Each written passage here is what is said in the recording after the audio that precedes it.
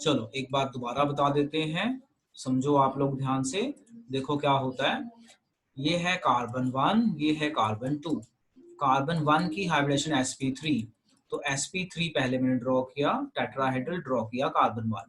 इसी तरह कार्बन 2 की भी है, वो भी ड्रॉ किया। तो जब मैंने ड्रॉ किया तो मुझे देख के पता चल रहा है कि ये वाला ऑर्बिटल और ये वाला ऑर्बिटल हेड ऑन ओवरलैप में जा रहा है, यानी ये बन गया सिग्मा बॉन्ड। तो क्वेश्चन भी यही था, show formation of single bond, तो सिग्मा बॉन्ड बन गया, हमने दिखा दिया।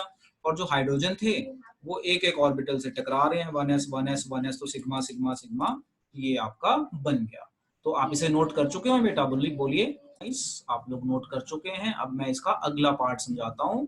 Now see, very very important. अगला पार्ट है C2H4 में फॉर्मेशन ऑफ डबल बॉन्ड दिखाना है। ये भी बहुत इंपॉर्टेंट है, अब समझो ध्यान से क्या करना है। सबसे पहले C2H4 ड्रॉ किया पहले इस तरह से, डबल बॉन्ड सिंगल बॉन्ड ये सारा मैंने दिखाया जैसे भी दिखाना था। फिर मैंने इनकी हाइब्रिडेशन निकाल ली।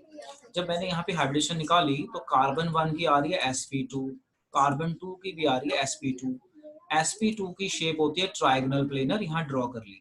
ठीक है ना, समझो ट्रायगोनल प्लेनर ड्रॉ कर ली, यानी कार्बन 1 की भी ड्रॉ कर ली, कार्बन 2 की भी ड्रॉ कर ली। अभी मैं कोलिजन नहीं दिखा रहा हूँ, बॉन्डिंग बाद में दिखाऊंगा। अब मैं पहले sp2 का मतलब बता दूं, समझना जरा ध्यान से, ये डायग्राम ध्यान से। sp2 का मतलब है s यूज हो गया और p के 3 में से 2 यूज हो गए, यानी ये हो गया sp2 और ये उसकी शेप होगी। बट एक p ऑर्बिटल बच गया, जो बच गया ना उसे कहते हैं अनयूज्ड। तो जो बच गया उसकी शेप क्या होगी, डम्बल, और मैंने रेड कलर से दिखाया। ध्यान से समझो, जो ऑर्बिटल हाइब्रिडाइज हो जाए उनकी शेप एक जैसी हो जाती है, यानी तीन तीन है तो 3 ऑर्बिटल बनके इस तरह से कर जाते हैं। जो हाइब्रिडाइजेशन में पार्टिसिपेट नहीं करते उनकी शेप जैसी है वैसी रहेगी, यानी एक पी ऑर्बिटल बच गया ना, तो जो पी बच गया उसकी शेप क्या होगी, डम्बल। क्या होगी उसकी शेप, डम्बल। यानी मुझे अगर इसको दिखाना होगा तो मैं कैसे दिखाऊंगा, ऐसे। ये sp2 है, ये जो मैंने रेड से दिखाया sp2, और जो ये मैंने p दिखाया ये वाला p है, ये वाला p ये दिखाया है, और ये हो गया आपका अनहाइब्रिडाइज्ड। अनहाइब्रिडाइज्ड मतलब अनयूज्ड, जो हाइब्रिडाइजेशन में पार्टिसिपेट नहीं कर रहा।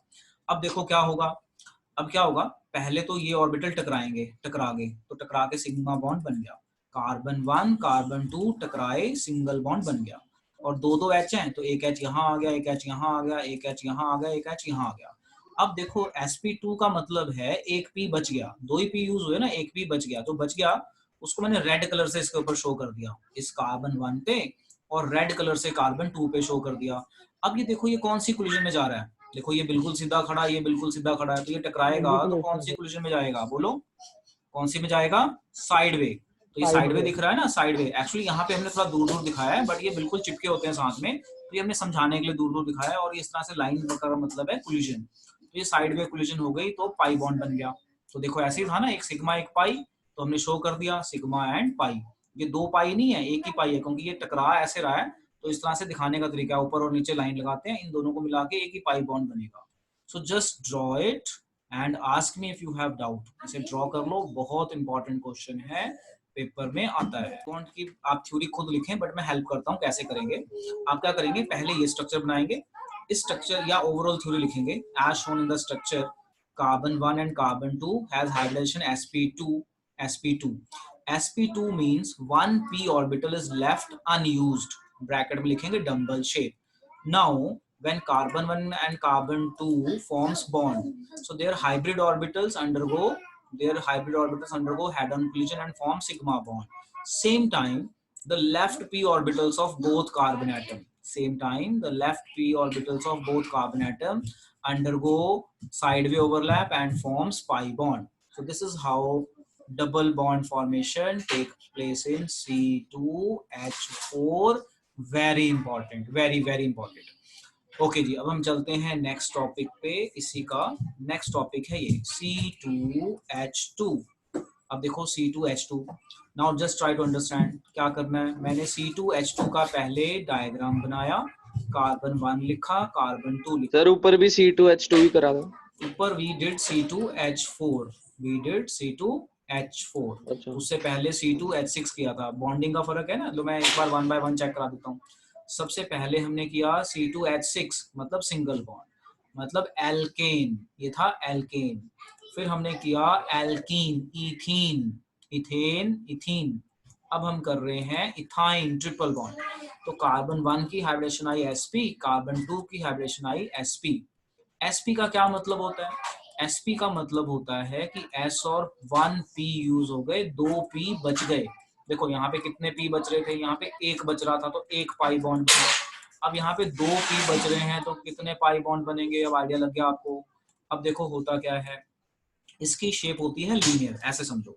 अगर मैं यहीं पे इसको ड्रॉ करके आपको समझाऊं तो sp कार्बन 1 कार्बन 2, तो sp इस तरह से जाएगा और ये इस तरह से जाएगा। sp लीनियर शेप हो गई, ये एक हाइड्रोजन, ये एक हाइड्रोजन।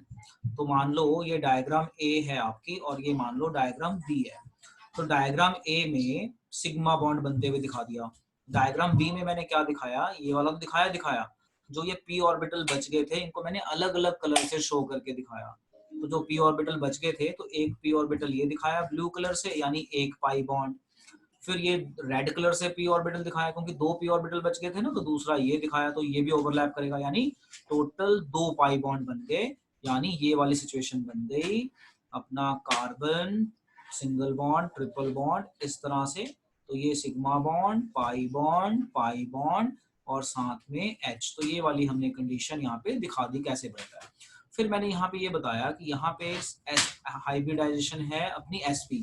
sp का मतलब है s आपका 50% है। 50% मतलब s इज मोर। तो s अगर मोर होता है तो वो कंपाउंड इलेक्ट्रोनेगेटिव होता है। इलेक्ट्रोनेगेटिव मतलब इलेक्ट्रॉन को अपनी तरफ खींच सकता है। तो ये आपने चीजें याद रखनी है, वेरी वेरी इंपॉर्टेंट। अब मैं इसकी थ्योरी भी बताता हूँ कैसे लिखना है। मान लो ये पेपर में आ गया, show the formation of triple bond in C2H2। तो बच्चे पता क्या करते हैं, ये भूल जाते हैं दिखाना, बस इतना दिखा के आ जाते हैं और मैडम से लड़ने लग जाएंगे, भाई हमने तो ठीक ना, फिर नंबर क्यों काट लिए। भाई आप 10th क्लास में नहीं है, अगर बोला है show the formation of triple bond तो आपने पूरी हाइड्रेशन के हिसाब से बताना है कैसे। तो देखो क्या लिखोगे, पहले ये लिखोगे, फिर ये लिखोगे, फिर ये लिखोगे, ये इस तरह से डायग्राम्स बना दोगे। या इसको आप नाम दे दो ABCD, इस तरह से ना डायग्राम के अलग अलग नाम दे दो और उसके बाद इसको बताओ। देखो कैसे बताओगे, as shown in above structures carbon 1 and carbon 2। Theory देखो बता रहा हूँ कैसे लिखना है, वीडियो पॉज करके लिख लेना। has sp hybridization. sp hybridization means 2p orbital left unused, मतलब जिन्होंने हाइब्रिडेशन में पार्टिसिपेट नहीं किया। now these two have shape dumbbell, बाकी ये तो यूज हो गया तो ये तो लीनियर हो गया। these two have dumbbell shape. now what happens when C1 and C2 hybrid orbitals collide, क्योंकि बॉन्ड बनाने के लिए कार्बन 1 कार्बन 2 कोलाइड करेगा, तो first they undergo head on collision and form sigma bond.